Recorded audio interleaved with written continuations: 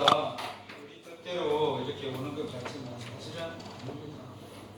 저도 제 인생을 이렇게 되돌아보면 짧은 인생이지만 죄송합니다. 순간순간 하나님께서 이끄시고 지키시지 않았다면 제가 이곳에 있을 수 없습니다. 그런 것을 그냥 확실하게 명하게 고백할 수밖에 없도록 하나님이 이끌어 주셨습니다. 아마 여러분들도 그런 마음들이 다 있을 줄 압니다. 그래서 우리는 평생 잊지 말아야 할 것이 이 땅에 생명이 다하는 그 순간까지 하나님께서 나를 지키셨구나, 보호하셨구나, 은혜를 베풀어 주셨구나 라는 사실을 잊어버리면 안 됩니다. 그래서 오늘 이 시간 이렇게 이 자리에 있게 된 것은 정말 하나님의 은혜인 줄 믿습니다. 우리 하나님은 우리와 함께 하시며 내 속에 들어와 계십니다. 이것을 우리는 믿잖아요. 그럼에도 불구하고 우리가 살아가는 동안에 우리의 생각이나 우리의 이 시선이나 우리의 마음들이 우리를 그냥 두지 않아요. 어떻게 합니까? 항상 흔들어요. 우리 조상들은 가지 많은 나무 바람 잘 날이 없다라는 그런 말씀으로 그런 이야기로 이렇게 지혜롭게 이렇게 살아왔어요. 그래서 내린 결론이 뭡니까? 무자식이 상팔자다 뭐 이런 이야기도 하고 이렇게 우리가 살아오잖아요. 어쨌든 인생이라는 것이 관계 속에서 이렇게 진행되어지는 그런 부분들이 있다 보니까 이게 여간 관계가 많으면 많을수록 이렇게 복잡하다라는 것이지요. 주님이 이 땅에 오셔서 나타내신 결과물 중에 딱 하나가 가장 중요한 것이 하나가 바로 이 교회입니다. 이 교회가 어떻게 보면 주님 사역의 결정체입니다. 결정체. 근데 이 주님은 이 교회가 앞으로 어떻게 진행되어져 갈 것이라는 것을 미리 아셨어요. 그래서 음부의 공격의 대상이 될 것이다라는 것을 미리 말씀해 주셨고, 그럼에도 불구하고 지지 않을 것을, 넘어지지 않을 것을 하나님께서는 말씀해 주셨답니다. 마태복음 16장 17절에 이 반석 위에 내 교회를 세우리니 라고 주님이 분명히 말씀하시고, 그 다음 말씀 이런 말씀을 하세요.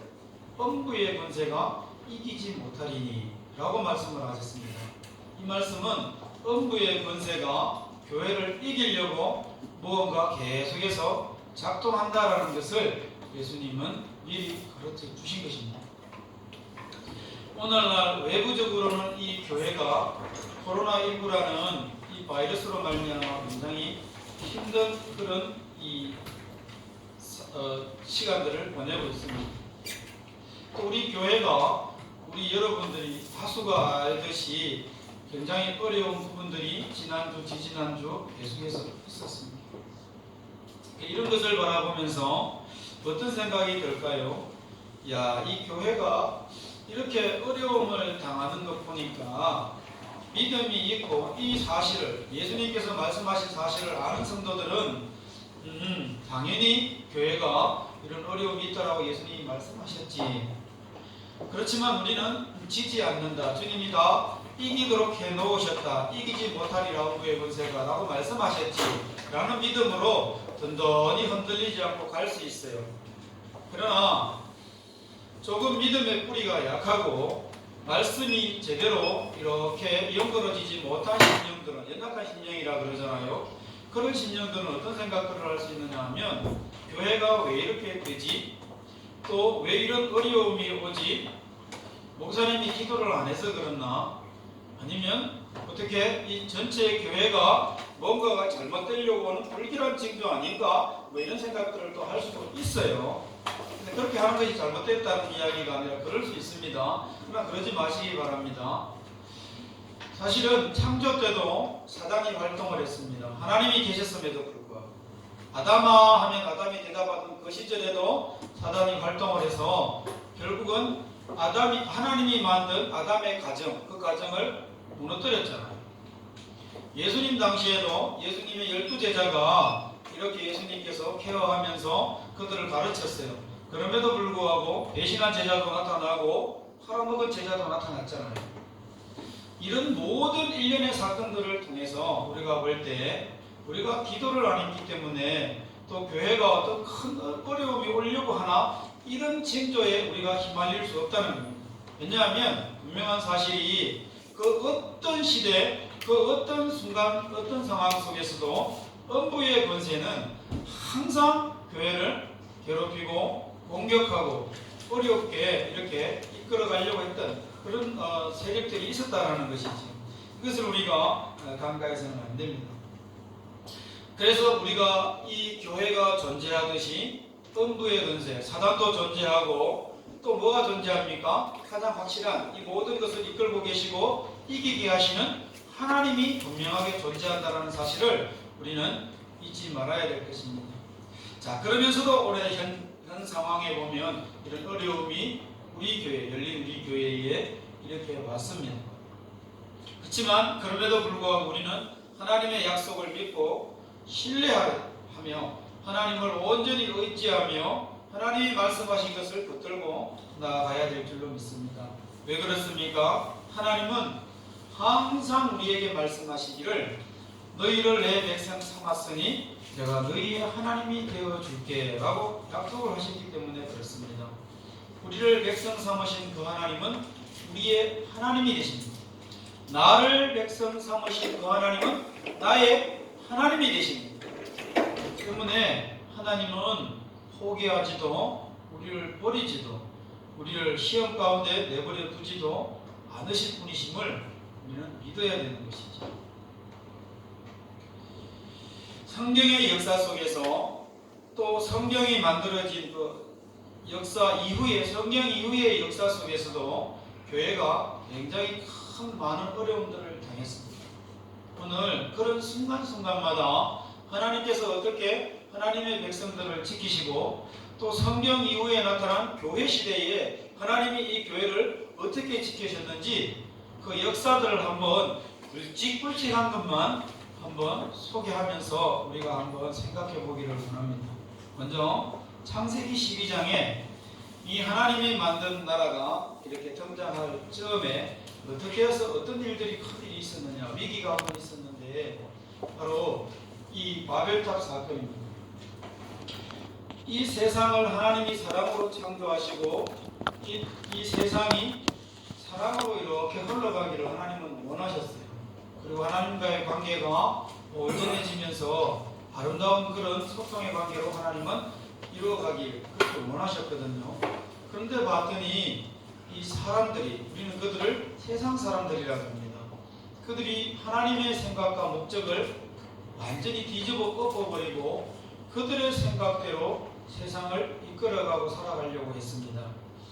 사랑이 아니라 힘으로 사람들을 모이게 하고 폭력을 쓰면서 사람들을 복종시키고 그렇게 해서 이 세상 나라를 세상 나라화 해갔던 그런 시절이지. 그래서 여기서는 사랑을 살펴볼 수가 없어요. 사람들이 자기의 의나 자기를 자랑하고 자기를 드러내려고 바벨탑을 쌓을 때 보십시오. 우리의 이름을 나타내자 그러면서 바벨탑을 쌓기 시작합니다. 그 사람들이 자기의 의나 자기의 자랑을 드러내려고 하는 목적으로 사람들이 모이기 시작합니다. 그래서 그들이 했던 결과물이 뭡니까? 바로 바벨탑이거든요. 그래서 그렇게 사람들이 모일 때에 하나님께서는 어떻게 하십니까? 그들이 잘못되었음을 아시고 언어를 혼잡게 하심으로 흩으셨잖아요. 그리고 한 사람을 불러내십니다. 바로 아브라함이었어요. 이 아브라함을 통해서 하나님께서는 무엇을 요구하신 것일까요? 땅의 모든 족속이 너로 말미암아 다시 재세팅되기를 원해. 복을 받기를 원하는데 복의 근원인 하나님이신 하나님과 당신과 이 아브라함을 통해서 그 관계를 알려줄 누군가가 필요했는데 바로 아브라함을 하나님이 그렇게 부르셨다는 것입니다. 그가 많은 씨를 또 별과 같이 땅의 티끌과 같이 바다의 모래와 같이 민족을 일으키고 그 하나님의 뜻을 전달해 줄 그런 민족으로 하나님이 삼겠다라고 아브라함 한 사람을 딱 부르신 거예요. 이것을 통해서 뭘 하시려고요? 바로 세상 나라화 되어 가려고 했던 그 위기의 순간에 하나님께서는 아브라함을 통해서 그렇게 되지 않도록 그렇게 흘러가지 않도록 하나님께서 허락을 위기의 순간에 백성들을 잘 이끌어 주셨던 것이지. 자, 아마 하나님은 그 다음에 아브라함에게 큰 이 민족을 이룰 것을 약속하셨잖아요. 그 실제로 민족을 이루었어요. 그들에게 또 약속한 땅도 주셨습니다. 그리고 그들을 이끌어갈 것을 말씀하셨어요. 그래서 나중에 어떻게 됩니까? 그들을 이끌어가서 약속한 대로 모든 백성들이 살도록, 편만하게 살도록 허락해 주셨어요. 하나님께서 이렇게 살도록 하신 이유는 바로 아브라함에게 약속했던 하나님의 백성으로서 이 복의 근원과 잘 소통하면서 연결되면서 복을 마음껏 누리며 살도록 살아가야 되잖아요. 근데 이 백성들이 그러질 않았어요. 그래서 죄를 짓게 되었는데 그것이 어떻게 됐습니까? 결국은 그 죄를 지음으로 말미암아 하나님께서 그들의 생각을 또 깨우치시려고 열방을 일으켰어요. 가나안의 칠족 속도를 일으켜서 하나님의 백성들을 힘들게 했어요. 그때마다 하나님은 또 아브라함을 불러내셨듯이 누구를 불러내십니까? 사사들을 불러내십니다. 그 사사들을 통해서 뭐 하려고요? 뭐 깨닫게 하려고요? 우리 백성들이 어떻게 살아가야 할지, 무엇을 감당하면서 살아가야 할지, 어떤 목적으로 살아가야 할지를 분명하게 그들에게 깨우쳐 주면서 그들이 살아갈 방향들을 다시 제시해 주기 시작한 것입니다. 이 사사시대는 굉장히 암울했습니다. 사사들이 끊임없이 12사사가 등장했다는 것은 그런 과정들이 계속해서 있었다는 것이지요. 그러는 가운데 하나님께서는 한 사람을 또 불러주십니다. 누굽니까? 바로 다윗이에요. 많은 사람들이 자기의 소견에 옳은 대로 그냥 이렇게 흘러가던 그 시대에 그 많은 사람들에게 세상 나라화 되어가고 하나님을 알지 못하고 하나님이 자기 조상 아브라함을 통해서 주신 사명을 잊어버리고 자기 원하는 대로 소견에 옳은 대로 그렇게 살아갈 그 시점에 하나님께서는 다윗을 통해서 이렇게 살아가서는 안 돼 하고 모델로서 딱 제시를 해주신 것이지요. 그래서 다윗은 성경에서 말하기를 하나님의 마음에 합한 자다 이렇게 이야기합니다. 이 다윗을 통해서 이 백성들이 어떻게 살아가야 할지를 하나님이 딱 매뉴얼을 다 주셨어요. 말씀으로 살아가야 하고 항상 하나님 앞에 영성을 잃지 않도록 기도의 사람으로 살아가야 하고 하나님을 예배하는 예배자의 삶을 살아가야 된다는 것을 이 백성들에게 가르쳐 주도록 이 다윗을 하나님이 부르신 것입니다. 그래서 이 다윗은 세상 나라 사람들이 또 다윗이 나중에 왕이 되잖아요. 세상 나라 왕들이 어떻게 하나님 앞에 살아가야 할지를 다 기준으로서 모델로서 하나님이 준비시켜서 세상 나라화, 세상 나라 왕들이 자기 원하는 대로 살아갈 뻔한 그 위기의 순간에 하나님께서는 모델로 제시를 해주셔서 방향을 제시해 주셔서 백성들이 살아가도록 왕들이 살아가도록 허락하셨던 것입니다. 세 번째로 또 굵직한 사건이 언제 있었습니까? 그렇게 해서 이 하나님의 나라가 왕들의 어떤 그런 이제 정치로 쭉 이어지잖아요. 그걸 우리는 왕정시대라 그럽니다. 그런 시대가 영원하게 잘 흘러가면 좋겠는데 그러지를 못했어요. 집사님 앞으로 오세요. 그 뒤에 앉아있으면 자꾸 다른 생각이 들어요. 그런 흘러가는 그런 시점에 어떻게 해야 될까요? 하나님께서는 이 백성들이 그 목적과 뜻을 이루지 못하며 살아가니까 급기야는 나라가 멸망하게 되었습니다. 하나님이 사랑했던 그 나라가 열방의 침입을 받고 흔적도 없이 막 사라질 위기에 처해버린 거예요. 근데 실제로 그렇게 선포만 하신 것이 아니라 하나님께서는 이 나라가 정말로 망하도록 하나님의 나라가 망하는 그런 결과에까지 이르도록 하나님이 역사하셨던 것입니다. 그래서 나라가 망해서 포로로 잡혀가게 되었는데 이거보다 더 큰 위기가 어디 있겠어요? 하나님이 아브라함을 통해서 하나님의 나라를 정말 당신의 복을 전달할 민족으로 백성으로 나라로 삼겠다 싶어서 그런 계획을 가지고 부르셨는데 열방에서 망해버렸다. 하나님이 실수하신 것입니까? 하나님이 말을 잘못 또 하나님의 계획이 그러면 오류가 있는 것입니까? 그렇지 않습니다. 하나님께서는 그런 망함 가운데서도 망하기 직전에 다시 70년 만에 너희들이 돌아오리라 라는 메시지를 백성들에게 주셨고요. 실제로 포로들이 1차, 2차, 3차로 끌려간 그곳에서 그 포로국에서도 하나님께서는 하나님의 종들 다니엘과 에스겔을 통해서 말씀하시기 시작했어요. 그래서 하나님의 백성들을 뭐 하셨습니까? 다독거렸어요. 어떤 순간에? 위기의 순간에, 또 포기와 절망의 순간에 하나님은 그들을 위로하셨어요. 우리는 끝났네. 하나님은 안 계시네. 하나님이 우리를 하나님의 나라 백성으로 삼으셨는데 우리를 포기하셨네 라고 누구나 생각할 수 있는 그 상황 가운데서 하나님은 그 포로국에서 하나님의 종들을 세워서 그들을 통해서 그들을 이루하셨던 것입니다. 그럼 다 포로로 끌려가지 않았으니 본국에도 누군가가 남아있을 거 아닙니까? 백성들이. 그들에게는 또 예레미야라는 선지자를 종을 통해서 그 백성들을 뭐 했습니까? 또 우리말로 하면 케어했어요. 뭐 했다고요? 위로했다. 돌봐줬다.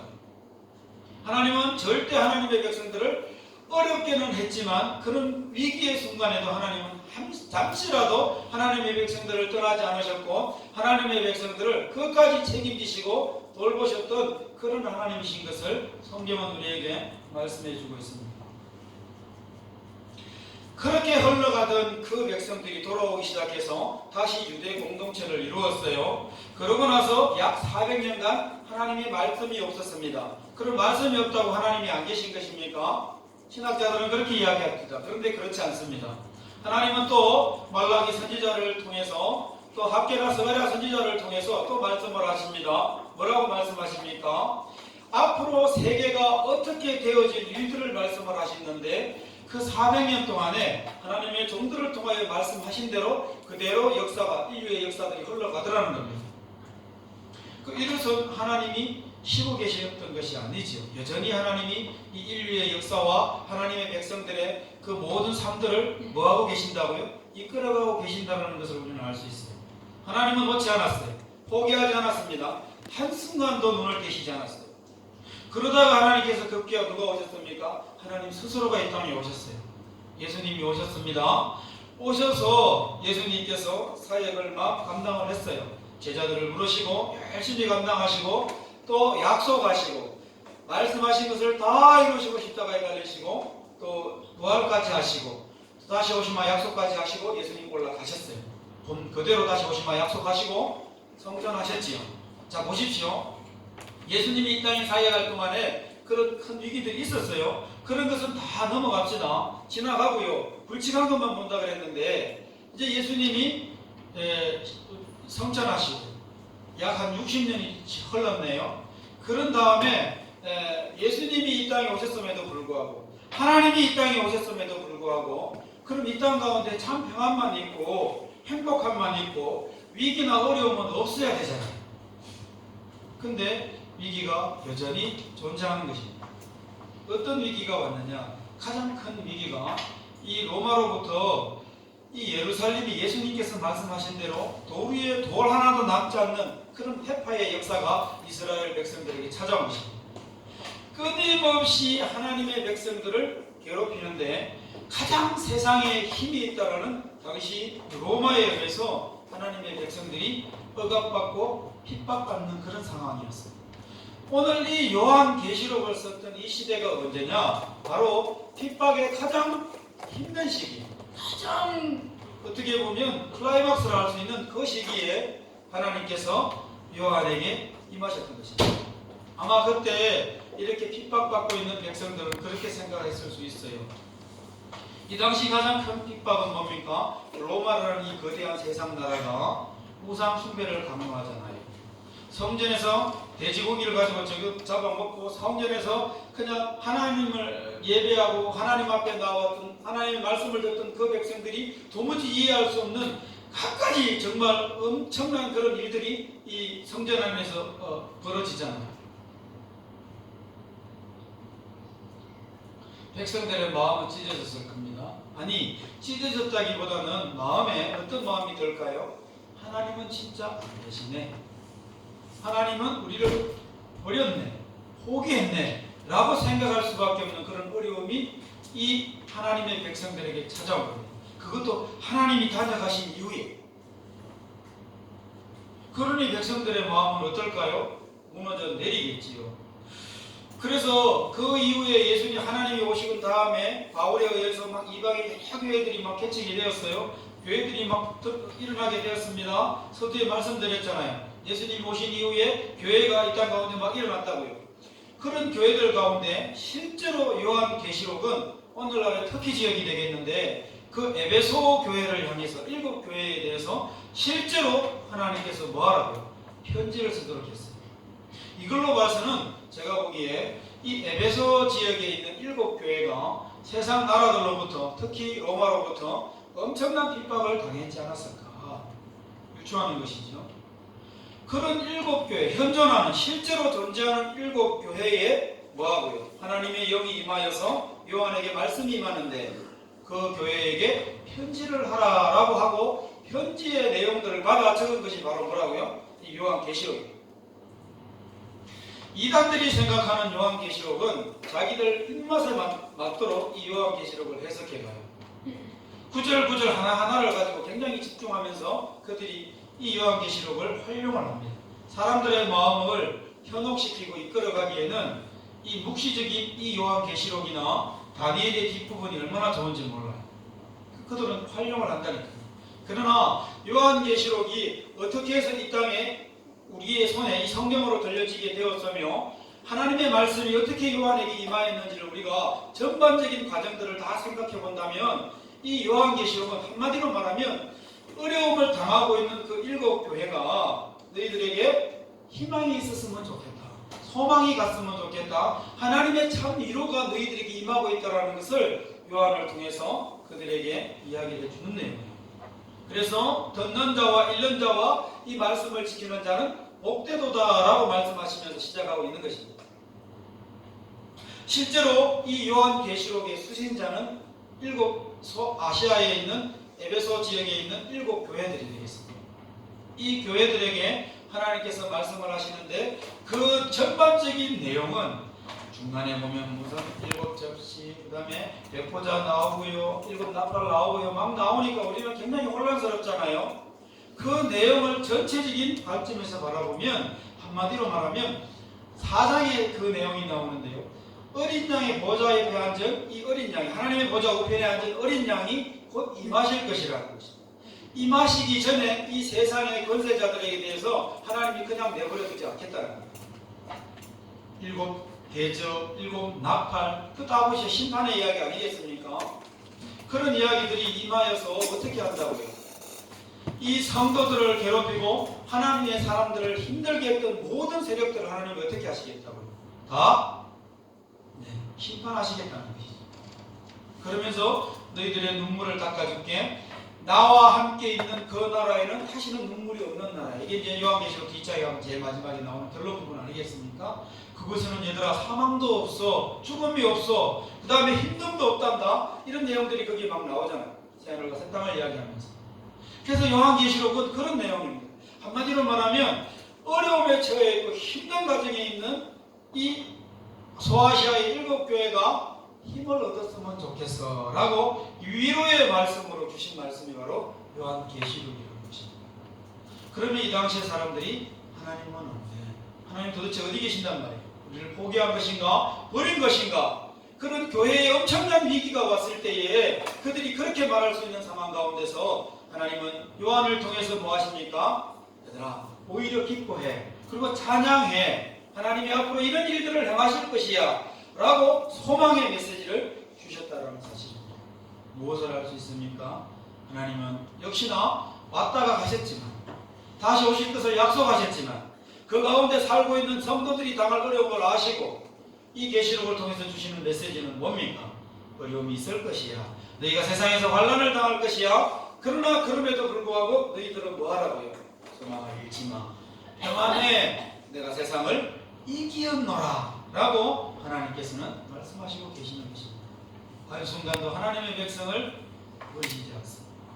포기하시지도 않습니다. 하나님은 하나님의 백성들을 끝까지 책임지시는 하나님이신 것을 믿으시기를 바랍니다.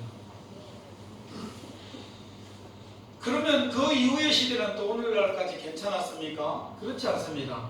약 한 예수님 오신 한 300년쯤 됐을 때에 역사를 지금 우리 계속 막 한 6천 년 역사를 지금 흘러가고 있어요. 지난 것만 지금 보고 있습니다. 예수님 모시고 난 뒤에 300년쯤 되었을 때에 많은 이단들이 막 발흥하기 시작했어요. 발흥이라는 말보다는 발악을 했어요. 발악. 그때 수많은 사람들이 소천하셨어요. 또 수많은 사람들이 소천한 반면에 수많은 이단들도 화형당하거나 목숨이 날아가 버렸습니다. 왜냐하면 신학적인 근거를 그들이 이단의 근거에서 사람들이 세상 나라 학문의 근거에서 하나님의 이 말씀을 뭐하기 시작한 겁니까? 하나님의 역사들을 부정하기 시작한 거예요. 그것을 왜곡되기 시작한 거예요. 그러니 하나님의 백성들이 가만히 있을 수 있습니까? 우리가 아픈 곳이 있으면 모든 면역 체계가 이 아픈 곳에 와서 그 아픈 곳을 싸매듯이, 그래서 닦지가 않고 낫게 하듯이 신학적으로 공격들이 들어오니까 이 300년쯤 되었을 시기에 오히려 신학이 정립이 되고 확립이 되어지는, 그리고 어떤 것이 하나님의 말씀인가 하고 이 성경이 정경화되는, 정경화라 그러거든요. 그런 성경이 정립이 되어지는 그런 어떤 계기가 오게 되었어요. 끊임없이 위기가 있다 그랬잖아요. 큰 얘기만 살펴보고 있는데 교회의 큰 위기가 예수님 오신 뒤에 300년쯤에 있었어요. 그때 이 교회가 하나가 되어서 또 이 위기를 하나님의 은혜 가운데 오히려 신학이 재정립되고 또 뭡니까? 이 성경이 온전하게 정경화되는 그런 작업들이 우리들 안에, 믿는 하나님의 백성들 안에서 가지게 되었던 것입니다. 그리고 그 이후에 나타난 것이 뭡니까? 아하, 이 종교가 최고야 해서 국교화 되잖아요. 316년입니까? 국교화 돼가지고 그때부터 나라가 어떻게 됩니까? 태어나는 대로 다 그냥 기독교인이에요. 자, 이게 굉장히 좋은 것 같아요. 사단은 그것을 활용을 했습니다. 근데 이것이 어떤 문제가 생기기 시작합니까? 전도를 하래요. 말씀을 가르칠 이유가 없어요. 왜냐면 태어나면서부터 다 그냥 기독교인들이 되어버리니까. 그래서 그 가운데 안에서 속에서부터 썩어지기 시작합니다. 그래서 나름대로 막 모험운동을 하기 시작합니다. 외부로 화살을 돌리기 시작합니다. 십자군 전쟁이라든지 또 아니면 내부적으로 뭔가 좀 점화되려고 수도원을 만들어서 거기서 막 이렇게 뭔가 이렇게 갱신운동을 펼쳐요. 근데 이것이 어떻게 됩니까? 결국 오히려 더 썩어버리는, 죄가 감추어져 버리는 그런 결과가 왔잖아요. 급기야 1500년쯤 돼서 어떤 현상들이 생기게 됩니까? 도저히 이래서는 안 된다. 다시 말씀으로 돌아가자. 하나님의 영광을 위하여 살아갑시다. 그리고 우리가 오직 믿음으로 살아갑시다. 그렇게 해서 그런 운동들이 나타나요. 그러다가 100년쯤 나타나다가 1500년경에 뭐가 납니까? 바로 종교개혁이 일어나게 되지. 이때도 많은 사람들이 교회는 이제 더 이상 희망이 없어, 교회는 썩었어, 교회는 이대로 가다가는 폭망하고 말아 라고 하는 그 순간에 하나님께서는 또 지도자들을 세우면서, 개혁자들을 세우면서 그렇게 해서 다시 하나님의 나라가 갱신이 되도록 온전하게 다시 말씀 중심으로, 하나님 중심으로, 믿음으로 이렇게 성경에서 가르친 대로 나아갈 수 있도록 하나님이 해주셨어요. 그러고 나서 또 괜찮았습니까? 야, 18세기, 17세기부터 18세기에 어떤 게 들어옵니까? 고등비평이라는 게 들어와요. 과학이라는 것이 딱 들어옵니다. 와서 성경과 이제 한판 붙자는 것입니다. 근데 지금 이것은 지금도 오늘날도 끊임없이 이 과학이라는 것이 우리에게 뭡니까? 믿는 자들의 생각을 혼란시키고 믿는 자들의 생각을 끊임없이 공격을 해요. 여러분 잘 따라오셨습니까? 오늘은 제가 우리 이 성경 속의 역사 가운데서 한순간도 이 사단은 놀지 않았다는 것. 성경 역사 이후의 시간 속에서도 사단은 놀지 않았다는 것. 끊임없이 교회를 비판하고 교회를 허물어뜨리고 교회를 어떻게 하면 해파할까, 방해했다라는 것을 우리가 지금 살펴봤어요. 그러면서 확실한 것은 뭡니까? 그런 위기의 순간에도 누가 계셨다고요? 하나님은 계셨다는 것입니다. 하나님은 그 위기의 순간순간마다 하나님의 종들을 세우든지 어떤 하나님께서 큰 어떤 역사들을 이루시든지 해서 뭐 하도록요? 이 하나님의 나라가, 특별히 이 교회 공동체가 허물어지거나 무너지지 않도록 하나님은 역사해 주셨다는 사실을 오늘 꼭 기억하시길 바랍니다. 그렇다면 오늘날 현재 내가, 우리 교회가 이런 외부적으로 어려움이 있고 또 내부적으로 이런 어려움이 있는 우리 교회가 또 이것은 가정에도 적용된다 그랬습니다. 우리 가정이 지금 이런 일들로 어려움을 당하고 있고, 또 이런 일들로 어려움을 당하고 있고, 각가지 어려운 일들로 말미암아 가정이 해체되고 가정이 파괴되어지고 가정에 어려움이 오는 그런 상황 가운데 우리가 가져야 될 생각이 도대체 뭐냐는 것입니다. 우리 마음속에서 잊어버리지 말아야 할 생각이 도대체 뭐냐는 것입니다.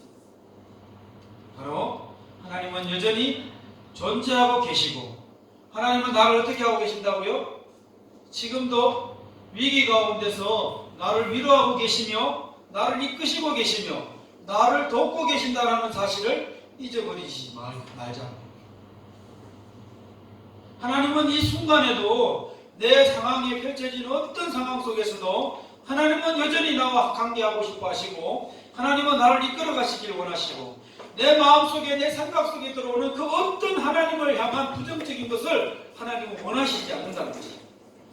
그것을 제어하시고 없애시고, 그러면서 우리에게 주시는 마음은 어떤 마음인가? 더 뜨거운 마음이요, 더 사모하는 마음이요, 하나님을 더 바라고 의지하는 마음들을 하나님은 지금 이 시간에도 우리의 속해 있는 그런 모든 상황 가운데서도 하나님은 우리에게 주시고 있다는 사실을 우리는 한시라도 놓치시면 안 된다. 그런 성도들 되시기를 바랍니다.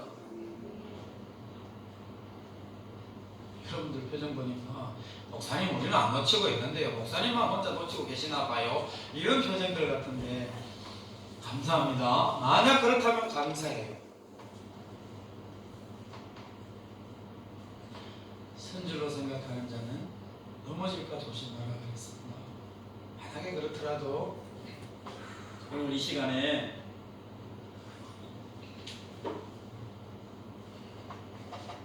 하나님, 내 생에 닿는 그날까지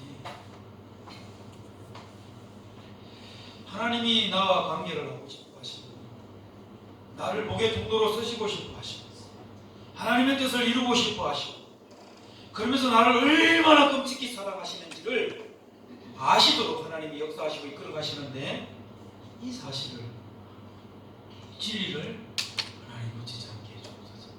잊어버리지 않게 해주옵소서. 이거 잊어버리는 순간 우리는 회인됩니다. 이거 잃어버리는 순간 우리는 교만한 사람 돼요. 이거 잃어버리면 끝입니다. 그래서 이 시간 이 마음이 굉장히 중요하다. 가지고 있다면 감사하시기 바랍니다. 그러나 조금 부족하거나 없다라고 조금 흔들렸다면, 혹시 이 가운데 나온 사람 중에 그렇다면 다시 한번, 하나님은 위기 속에서도 그 어떤 상황 가운데서도 하나님은 나를 향하신 계획을 멈추지 아니하시고 나와 함께 하시며 이끌어 가시며 하나님의 뜻을 이룰 통로로 나를 지금도 여전히 나와 관계하시는 분이시다, 나를 사랑하시는 분이시다라는 사실을 잊어버리지 마시기 바랍니다.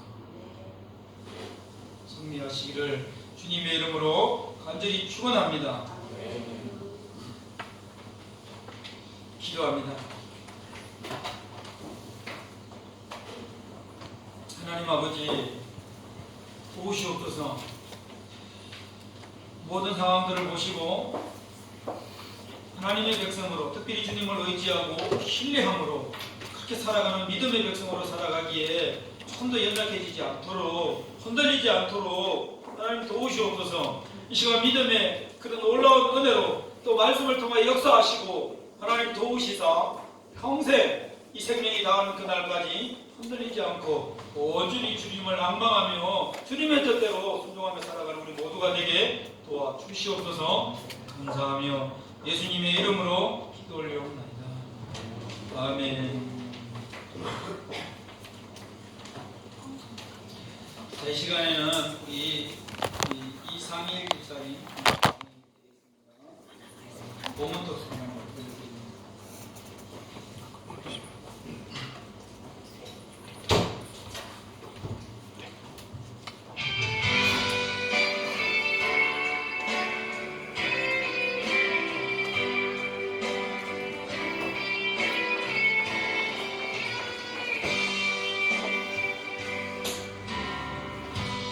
마음속에